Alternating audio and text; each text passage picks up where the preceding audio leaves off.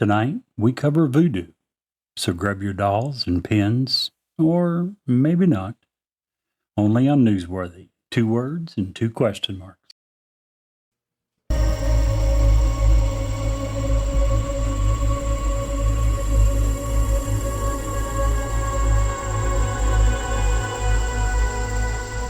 He's alive! Have you checked the children? Get out!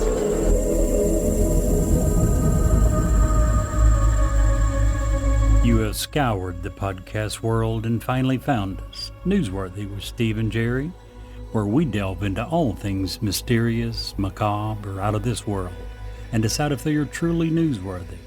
2 words and 2 question marks.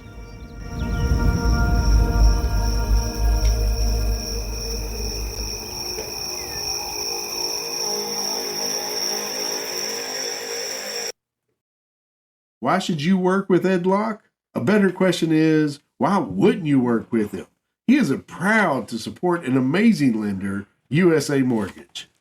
When you work with them, you can expect a home financing experience that is free of hassles and headaches. They have complete control over your loan due to in-house operations such as processing, underwriting, closing, and funding. USA Mortgage represents a lot of fantastic things, but they are especially thrilled to partner in several community outreach programs, including Habitat for Humanity, Home Sweet Home, Veterans Community Project, and many, many more. They love going to work every day, which means they love working for you.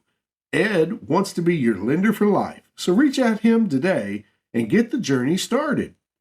If you would like more information, please reach out to Ed Locke at area code 502-680-0953, NMLS 448908, USA Mortgage NMLS 227262.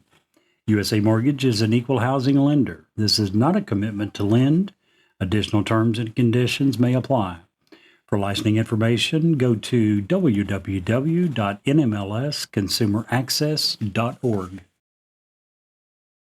Jerry, how are you, my man? Doing great, Steve. How about yourself? Dude, I'm stoked. Stoked! That's always a good thing. Guess what we got? I showed you already, but now you get to guess in front of everyone.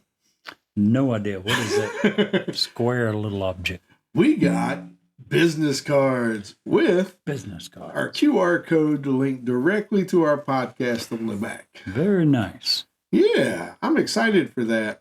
And if you would like some of those to give out in your neighborhood, shoot us an email. Where to, Jerry?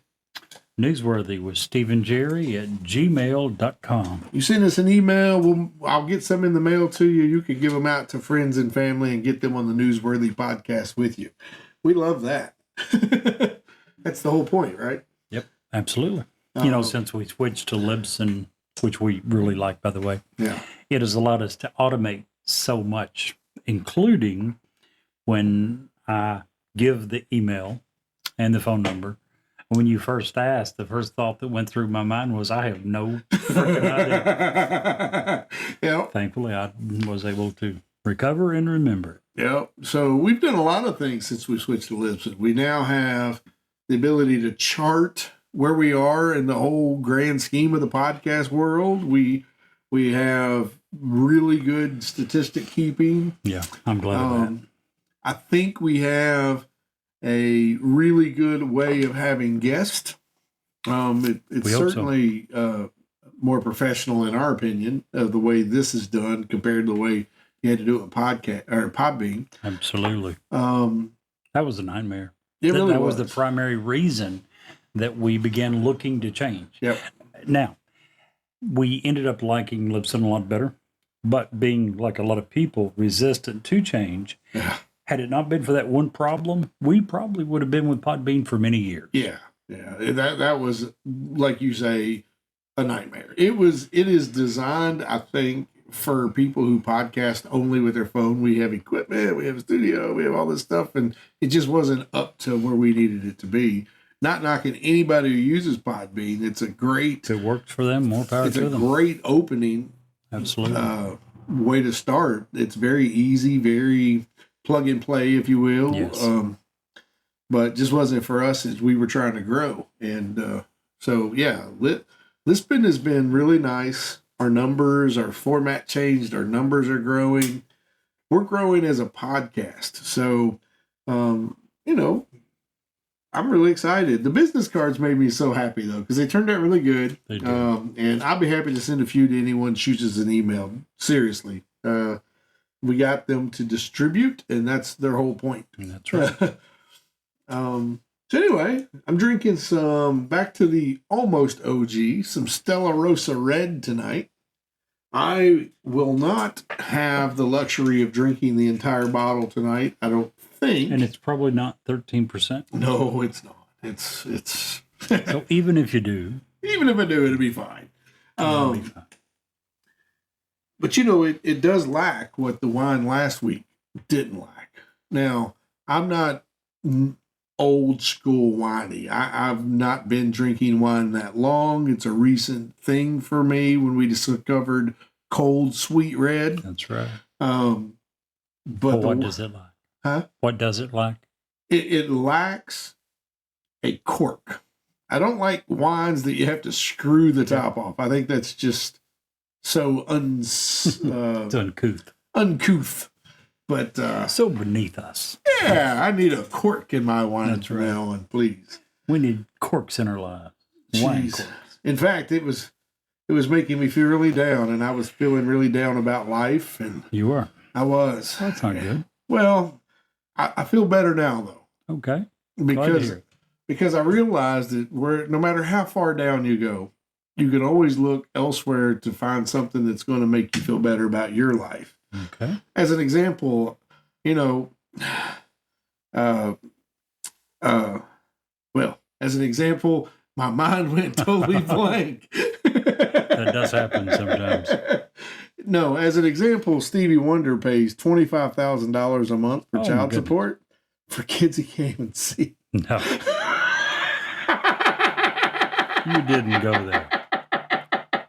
Say you didn't go there. That is a good one, though. I like that. Mine is not nearly as good, and it's a week late. Uh-oh. You know, last week our topic was Last week, the topic was the man, the myth, the legend, Count Dracula. Dracula. Blah, blah. And my joke is a vampire joke. So, yeah, I'm a week late. Speaking of which, why are vampires typically arrogant and vain? Why? Because they are incapable of self-reflection. And now we know the rest of the story. As Steve Harvey would say. Also, before we get into the episode tonight we had such high hopes for tonight's episode. We don't anymore? Well, we'll get to that when we get to the Okay. episode. But I want to give a shout out because we had often talked about how Mike in the early days boosted our numbers, right? Absolutely. Flying all over the country, downloading. Your father-in-law, Yep. that would, quote unquote, borrow jets, fly all over the world. And we would get numbers from that, and we were Yes. very, very thankful. He even got us our newsworthy wine glasses. Very nice of you. But what I didn't know, and I found out after last week's episode, Okay. so like last night or the night before, I had to go to bed kind of early. I woke up with a text from my mother-in-law, and she said, "I just want you to know I'm listening. And I am, as soon as I get back to the United States, stealing your man card for your wine choice last night." Going to once again confiscate your man card. Well, she says that. But listen, if I'm willing to come on the airwaves and own up and be man enough to say, "Yep, that's what I'm drinking tonight," that takes a certain degree of, I don't know what it takes. It's also quite possible that it's simply a reflection of how much you have drank. maybe. Not a sign of the size of your kahunas. Let's see, I have to disagree with you, Jerry. You're just supposed to be saying on my it's- side. I'm saying it's possible, Listen, not saying it happened. You see me at least twice a week. You do not see them but maybe once a year. You need to side with me on this one. I know where you live. I don't have to be that nice to her. Right. You're supposed to be with your partner in crime here, not there. I'm not saying it happened. I'm just saying it's very possible that, that was 13% wine you were drinking. It was strong. It was. Seriously. According to what you said and the way you acted, it certainly was. So I don't like, okay, I'll just, honest admission, I like the effects of alcohol. I do not like the taste of alcohol. Any? Not really. Like, I have my son-in-law, he likes the taste of bourbon. He's a connoisseur, if you will. He swishes it around, smells it, takes a sip. Oh, it has flavors of nut and blah, blah, blah. Jacob? And I'm like, yeah. And I'm like, that's just gross. That's Brett. I'm sure you've noticed that's Brett does that too. And I just can't. No. Bourbon, not at all. I do like a beer when it's hot weather. Yeah. I never drink alone unless one of two things. If I get really super hot in the summer, a good Dos Equis to cool down with, or when I'm grilling. It almost seems necessary when I'm grilling. The only time I'll ever drink alone. I'll have a beer after I mow. I'll have a beer when I'm grilling. I like beer with certain foods. Like, absolutely. If I'm having tacos or a big burger. It goes perfect with. Yeah, got to have a good beer. Otherwise, I could do without it. I don't need it. I don't drink much at all. Wednesday nights and Saturdays are my beverage acquired nights. And it's kind of funny because beer was one of the last things that I developed a taste for. Yeah, that's been a later in life thing for me too. Yeah, I would drink beer sometimes, but did not like the taste of it at all. But I've grown to like Dos Equis. I love Blue Moon. Is a good beer. Nah, see, I don't like Blue Moon. Really? Not even a little. It makes What's me your blue. favorite? Mick Ultra? Well, I used to drink a lot of Mick Ultra, but I kind of like Yingling Flight now. That's pretty good. It's another ultra light. I have to admit I was part of some of those. We won't get into that. That's for a different podcast. Yeah, that's for a previously done podcast that we're not going to delve into here. Speaking of delving in, let's delve into our topic tonight, Jerry. Voodoo. Now, see, when this idea, I was in New Orleans a couple weeks ago. Yep. And, that's basically the voodoo capital of the world. At least in the United States, for sure. Absolutely. Now, there's a few other cities that have sects of voodooism in it, but by far and away, as far as the Americanized version of voodoo, undoubtedly New Orleans. You think voodoo, global? You think yes, New Orleans, but not of true voodoo, as we found out after we began to delve into it a little bit. Which is kind of what we're getting into. Yeah. I thought, ooh, that's intriguing, and it's got all these layers, and we can really sink our teeth into it. There's a lot of interesting. There's a lot of there's a lot of mystery around it. It's right up our alley. And then we started researching. We're like, okay. That's the way that the Americans have bastardized this religion. Right. First of all, started off. Let's just start off with saying, if you do practice what most people believe is a religion of voodoo, we are not here to make fun of you. Not at all. Or I don't think they'll think that. Yeah, I don't think when so. We're through. But I just want to make it very apparent that we're not here to bash what they believe. That's not our purpose. In fact, learning that it was actually a religion was one of the new things that I learned. It's not, I even told you when I first brought it up, we had to kind of be careful because, that could let in dark spirits. Well, that's just not true. And hopefully you'll join us in this ride down the voodoo world. Jerry, where did voodoo come from? Originally from West African countries. It originated in the ancient kingdom of Dahomey, which is present-day Nigeria, Benin, Ghana, and Togo. And it derives from their native word for God or spirit. And contrary to popular opinion, it is not a form of witchcraft or demonic worship. It is essentially a monotheistic religion. just like Christianity, just like Catholicism, just like monotheistic simply means one God, one supreme ruler. Right. Voodoo is a worldview that encompasses philosophy, medicine, justice, and religion. Its fundamental principle is that everything is spirits, even humans, they believe, are spirits who inhabit the visible world. And the primary goal and activity of voodoo is to serve the spirits, to offer prayers, to perform different devotional rites directed at God or some of the particular spirits in return for health, for protection, for favor. True voodoo is a comprehensive system of knowledge that has nothing to do with the simplistic and erroneous images that we have cultivated, such as sticking pins into dolls, putting a hex on an adversary, or turning innocents into zombies. It is an organized form of communal support, and it provides meaning to the human experience in relation to the natural and supernatural forces of the universe. Now, the original African roots of voodoo, they believe, may stretch back as much as 6,000 years, which would make it one of the world's oldest ancestral traditions.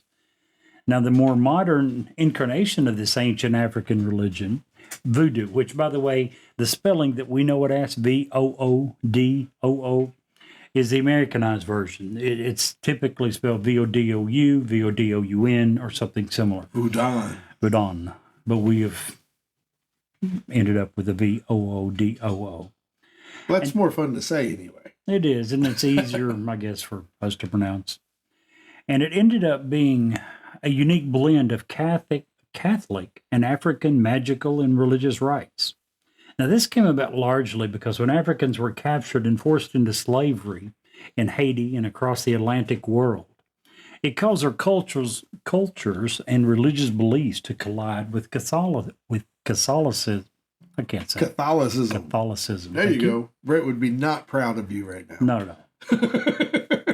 Voodoo, however, is a very dynamic religion. It has no standardized dogma. There is no, it is monotheistic. It is not monolithic. It doesn't have a Bible, a set standard of rules. So you can find two different voodoo temples across town, and they may have totally different beliefs and traditions and all that. It is quite common and completely acceptable for differing temples to have to practice different traditions, as I said. So defining voodoo and the beliefs of its practitioners ends up being very tricky because, again, it's going to change dramatically. Now, for these slaves, their homes, their property, their families, their communities had all been torn away. They had very little left from when they were in Africa, except for their faith, and to that they would cling tenaciously.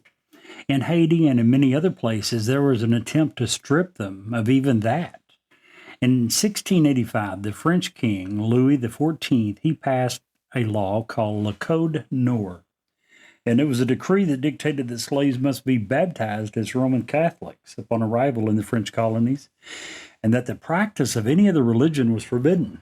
Slavers who allowed or even tolerated their slaves to have subversive religious habits would be punished along with the slaves. So, the slaves integrated some of the Catholic practices as a way of circumventing religious oppression so that they could continue to practice their own religion and customs under the guise of Catholicism. Finally got it out. Yeah, there you go. And then came the Haitian Revolution between 1791 and 1804. And the slaves were able to overthrow the white colonist population, and they freed black Haitians from enslavement. It was also responsible for bringing voodoo to the United States. Over the course of those 13 years, many of the white planters fled Haiti with their slaves, and they brought with them their traditions and beliefs to Louisiana. Louisiana, and more specifically New Orleans, then became the epicenter of voodoo in the United States. And then we did to voodoo what we do to so many different things. We westernized it. It probably started because America was really afraid of what had happened in Haiti. Again, the slaves had a revolution. They overthrew the plantation owners and took over. They freed themselves. That scared the hell out of Americans. And so what many authorities began to do was to believe that Haitian voodoo religious leaders had a hand, so they demonized it, the entire religion. The 19th century American newspapers and magazines that described voodoo often talked about rampant sexual hedonism, gory rituals, even human sacrifices. For instance, a story published in the Daily Picayune in 1889, melodramatically entitled Orgies in Haiti, a story of voodoo horrors that passed belief. The author claimed that the people had engaged in wild interracial orgies, carried out violent sacrifices, and had even cannibalized a young girl. Likewise, in the 20th century, the image of voodoo in the public imagination morphed into something slightly more complex as movies and novels shifted the focus away from news reports and towards more sensationalism fiction. I'm glad to know that that didn't start with in the last few years. Right. We often seem to think that it did. Voodoo came to be seen as something that was fascinating, alluring, erotic even, but simultaneously dangerous and frightening. It came to the point that black magic, devil worship, zombies, human sacrifice, orgies, and even cannibalism. That is many people's frame of reference when it comes to voodoo today, thanks to the way that we westernized the belief. So, yes, that the origins are that it was simply a religion. There was nothing black magic about it. There was no devil worship, no zombies, no sacrifices, and none of that. We simply turned it into people believing it was that. And I would say that I don't think you and I were that different in the way we looked at voodoo. Before we begin to research this, the way that we viewed voodoo is probably the way the majority of America views it, because that's what we've heard. Something dark, something to be afraid of, something to be scared of. You know, in movies like The Skeleton Key, The Serpent in the Rainbow, Child's Play, those only perpetuate those fears. Absolutely. So, yes, what we were talking about happened in the 18th, 19th, and early 20th century, still going on. Yeah. And it's amazing how a small group of people can control the narrative for such a large group of people. It is. You know, we were talking over dinner, how many of the world's wars have been fought over religion? And this is just another way of controlling, you know. Very true. Slaves weren't allowed to own books. It controlled their ability to learn. Oh, they tried to strongly control that. Yeah, if you can't teach your people, then you can't lead your people. So no books. If you can't practice your own religion, that strips another layer of who you are out of you. It just very true. Just terrible. Now, a couple of folks that once it got to Louisiana that became very big. Probably the most famous is Marie Laveau. She was born in 1794, lived to the ripe old age of 1881. She was old, especially from that time. She was a voodoo practitioner from 1820 to about 1840, although she practiced in some very limited capacities all the way up to the day of her death. She was, believe it or not, a devout Catholic, but also had voodoo, and she was a free woman of color, lived with all of her adopted children right on the French Quarter, which I was there a couple of weeks ago. Also, just want to throw it out to anyone who listens to the podcast that knows my mom. She went with us on this last vacation. She got beads at the French Quarter. Just saying. Just saying. Mom still got it. Okay. I'll let you let that marinate in your mind, Jerry. Good job. But many people there would just stop by. She paid me well to say that. Oh gosh. Many people got it to where they would come and ask Miss Laveau for help. She was known as the Widow Paris after the death of her husband, Jacques. Her home was adorned with candles and images of saints and altars and items to protect the house from spirits, probably the bad ones, because as you discussed, voodoo's all about spirits. But anytime you deal with good spirits, you also have to worry and contend with the bad spirits. She was known as someone who would feed the hungry. She would nurse the sick. She visited prisoners. She helped enslaved servants escape to freedom. She also, now that was for the good things. She also performed exorcisms. She offered sacrifices to spirits. She treated patients with all sorts of stuff, massage, teas, herbs, salves, even tinctures. Even politicians, lawyers, and businessmen would come to her and ask her advice from the spirits before making big decisions, just to show you her influence. At 86, when she died, she was buried at the St. Louis Cemetery, number 1, in New Orleans. And New Orleans is funny because it's all below sea level. So if you've never been there, all of the graveyards are above ground.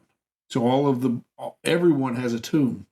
And on her tomb in particular, it is said, and you can't do it these days, they've put the kibosh on that. In fact, the graveyards are only open to tours. You can't just walk through the graveyards anymore because of this. But it was always said if you put 3 X's on her tomb and ask for a wish or a favor, that she would grant it from beyond the grave. That's the amount of power this lady wielded.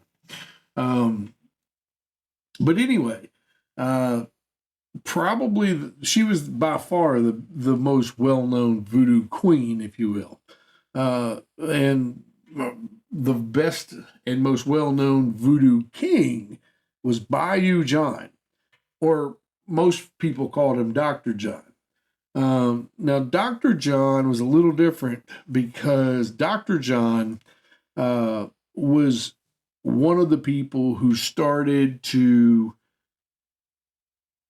help voodoo become a tourist attraction. Now, he has a little bit of a more storied background.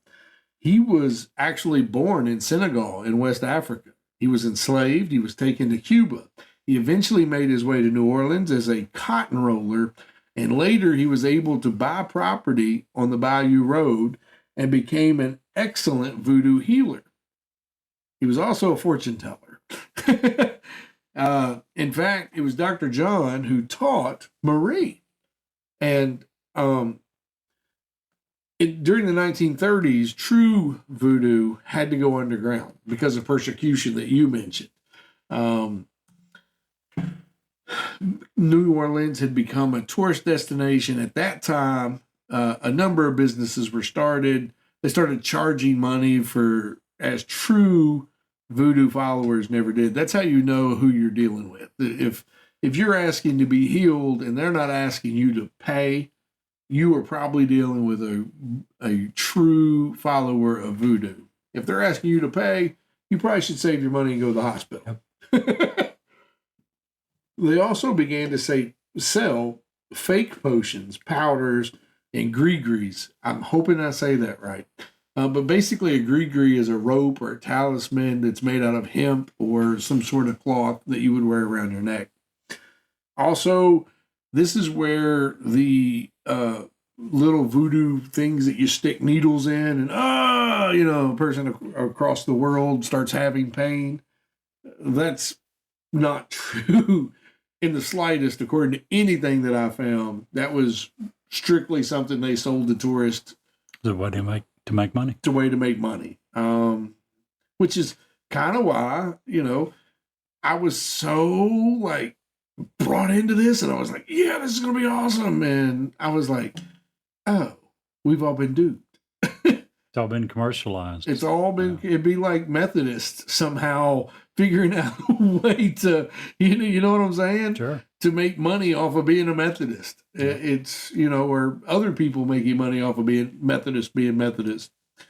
Now, there is still one voodoo temple in New Orleans. It's across from the Congo Square.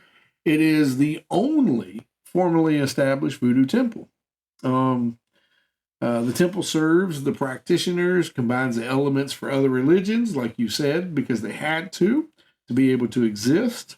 It opened in 1972. Inside, it's more of a museum at this point. basically, you will see historic voodoo relics, paintings, sculptures, other artifacts. The museum provides daily tours of the St. Louis Cemetery in the French Quarter. Anyhow, so you can buy all the little voodoo things you want to buy, candles, gree-grees, your little dudes to stick needles in, anywhere in New Orleans, basically, or anywhere online. But what I was really saddened about is because much like the Devil's Triangle or the Bermuda Triangle, when we started digging into this, it's so sensationalized and so not anything to have to do. Are there some sketchy components of it? At some points, yeah, depending on what your idea of sketch is. Yep. In Africa, voodoo was very, they sacrificed a lot of animals. So did the Jewish religion. Read the Old Testament. Right. That's what they did. They offered burnt offerings. Right. How many times in the Bible does it talk about sacrificial lambs? Sure. I mean, the first lamb, the firstborn, whatever. Absolutely. So, it's one of those things that I got into and I was like, ooh, I can't wait. Oh. So, even though this is really short because we ran out, I literally, when we first started to do this topic, I was like, there's no way we can do this in one show. We're going to have to break it into part 1 and part 2, and it's going to be, and we barely, there's, other than, trying to be sensational with it. Exactly. We've covered voodoo. We've covered voodoo in 25 minutes. Nothing else. You're right. It's not sensational. It's not one of those episodes where people are going to be having nightmares. Right. But hopefully it was as informative to at least part of our audience as it was to us. Well, it opened a lot of eyes for us. It totally changed the way we looked at voodoo. Here's the thing that, I think firmly about our podcast, Jerry. We are here to see, first and foremost, is this newsworthy? That's what we're here for. And when it comes to voodoo, unless you just want to get wrapped up in the movies and the Hollywoodization, if you will, of voodoo, then the answer is no. Well, the only thing that is newsworthy about it is the way that America westernized it and turned it into something absolutely unrecognizable from where it began, from what it truly is. Right. That's the only thing newsworthy about it. Yeah. That's how we massacred the hell out of it. Yeah, it's really as I'm sitting there and I'm thinking about it, though, given the religion that came to America from Britain, from the developed countries, if you will, of the time, France and Britain, and most of our immigrants come from, the Puritans, and a religion where you would dance almost to a trance-like state, where drums were. When's the first? The church I attend now, we have a full complement of instruments. There's still churches here in Kentucky that don't allow instruments at all. Oh, not just around Kentucky, but around the United States. Right. So if you're from one of those religions and you're watching this religion that's pounding on drums and they're dancing, it was scary. It could be scary. It was scary. So they would go to great lengths to try to make sure that the people didn't associate with it in any way, including making up outrageous lies.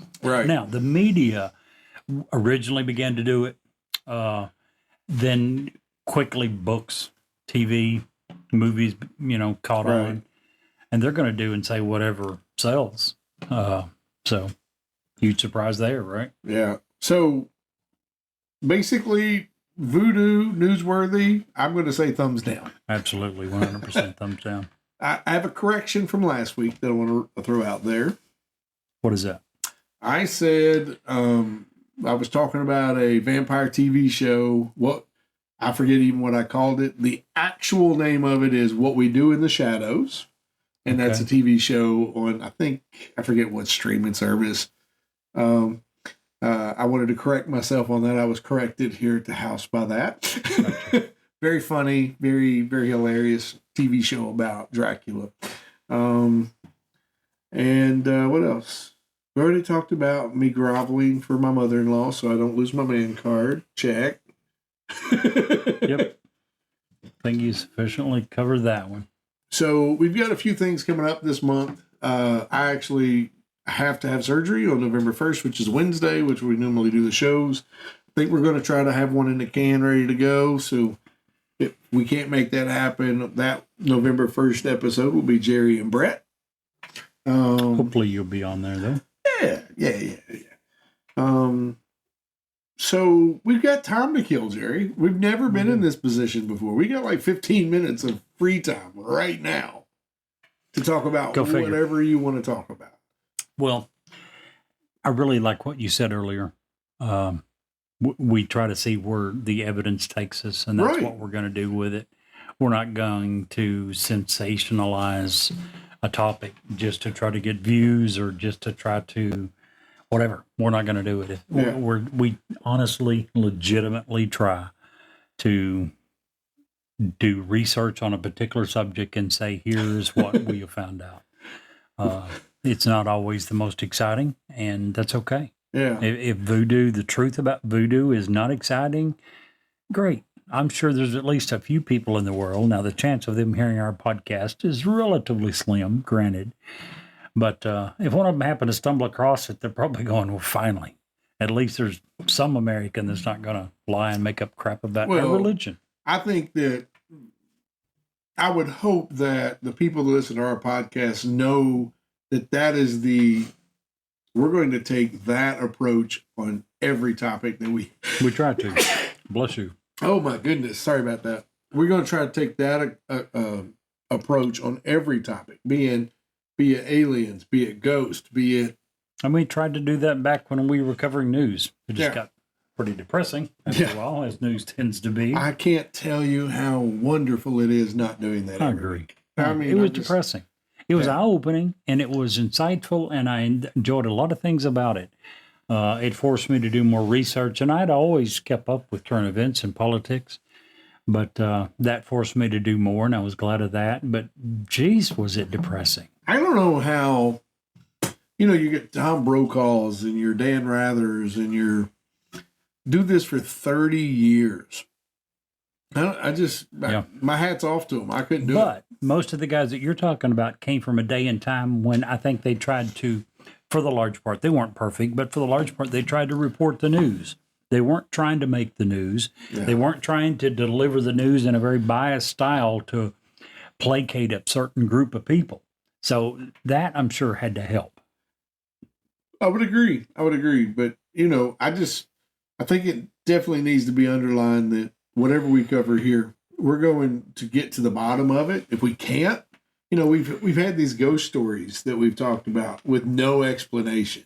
Sure. And, if there's not an explanation, we're going to say, hey. Same with UFOs or Sasquatch or whatever. Guys, you may not believe in it, but somewhere along the line, you have to acknowledge the fact that there's a whole crap ton of people out there that says they have seen something. On our Facebook page, I posted and we'll just talk about Bigfoot just for a second, a Bigfoot sighting document. And it was just a bunch of Bigfoots all over the country where people have seen what they believe is Bigfoot. If you take 90% of those out, 95% of those out because it was a bear or something, whatever, there's still an absolutely crap load that are unexplainable. Absolutely.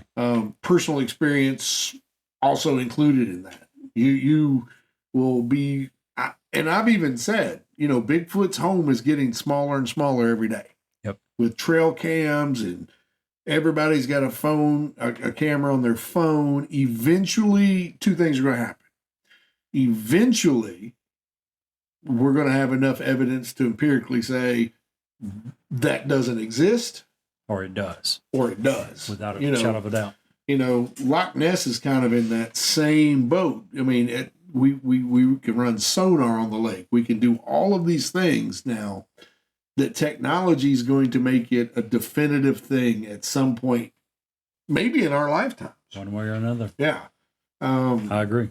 But I also know what I saw, and I can't wait. We're going to have a few guests on. We're gonna, as soon as we get through Halloween, we're gonna start talking about Bigfoot and aliens, and because there's some really cool stuff. I got a new app that just takes credible witness accounts of what they saw and they just put it in a chart, and you can just read all daily how many different sites of UAPs that people are seeing. It's interesting. It'll blow your mind. Now, they even rate it. They have a computer algorithm that rates the sighting to give it a percentage score of, there's a 30% chance that was an airplane, or, a 60% chance that it was not an airplane, or whatever, or a blimp, right. or weather balloon. Yeah. You name it. It's really cool because they take where it comes from, they correlate, they put the flight maps over it as to what they can see, and that's where they come up their percentages. So it's pretty neat stuff. Sounds like it. And we've got all that coming up. But yeah, we just want you to know that whatever we're covering, we are going to try to get to at least what we believe to be the truth. That we are. That's what we do. And whether or not it's actually newsworthy. So what was the weirdest thing or the most bizarre, or just to wrap up Voodoo here today, what do you think the one thing that you learned that was like, whoa, the most? The fact that when the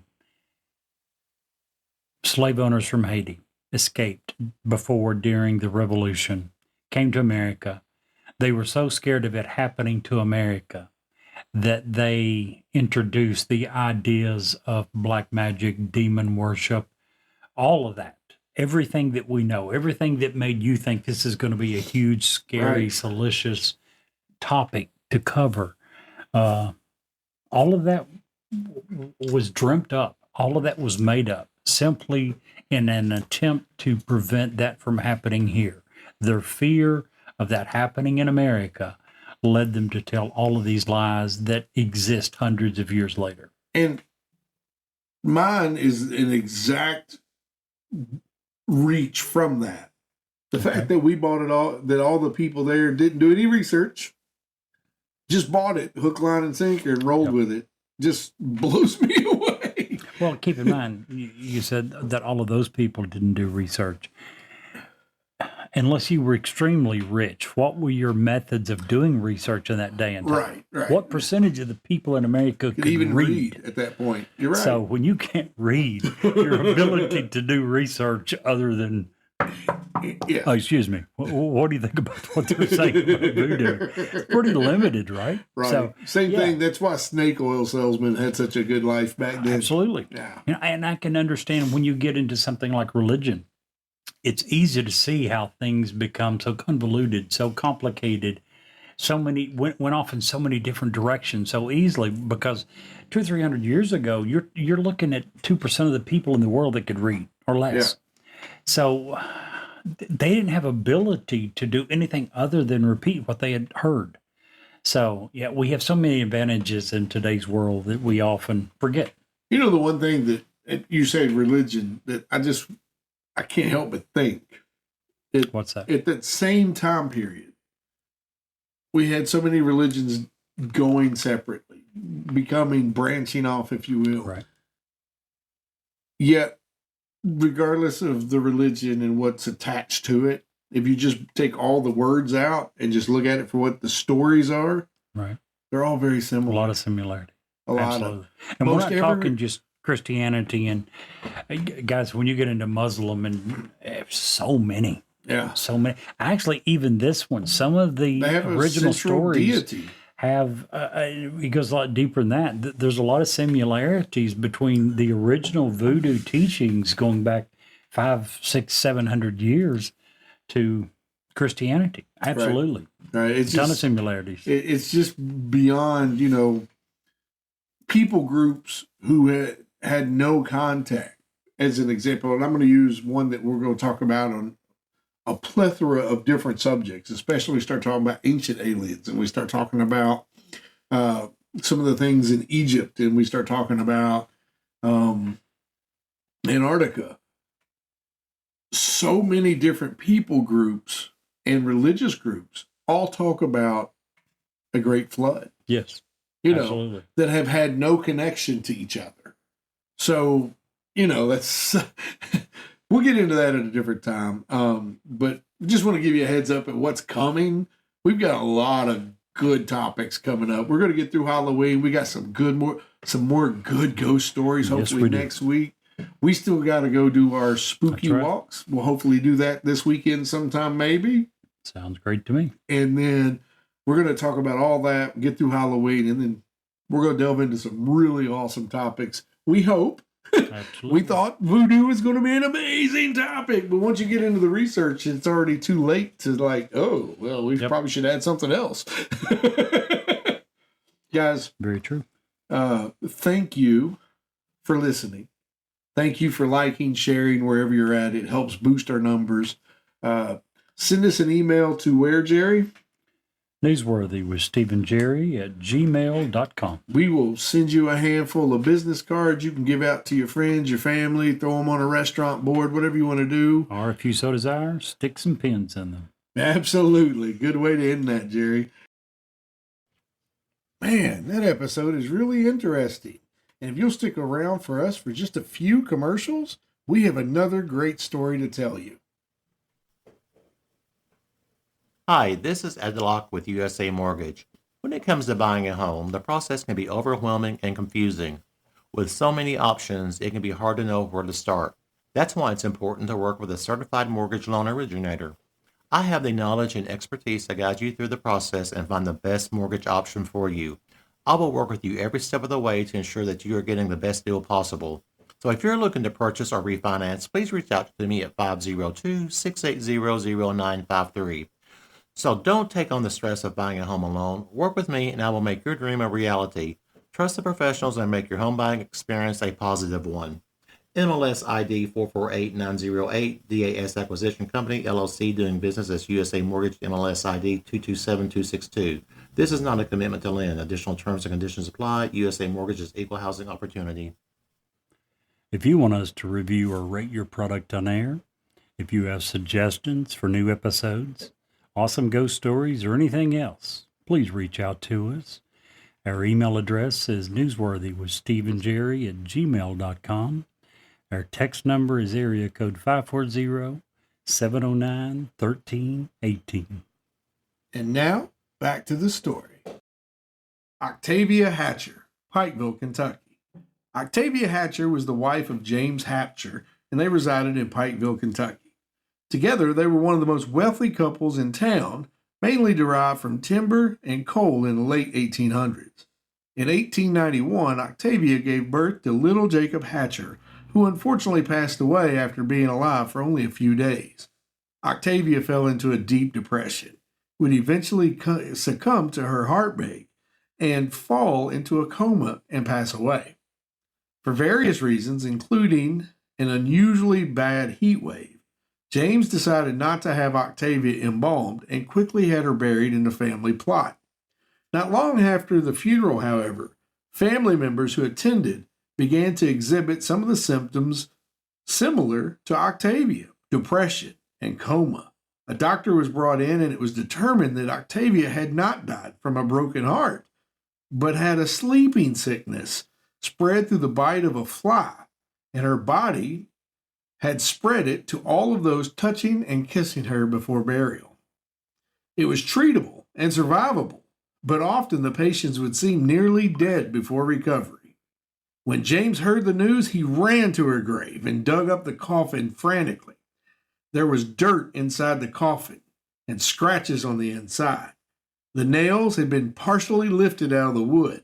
Octavia's own fingernails were ripped off from the force of her attempting to escape her fate. She had been buried alive. Today, there is a statue erected of Octavia and baby James in Pikeville, where she's said to roam the town in terror. And Jerry, if you can't see the light, Be the light.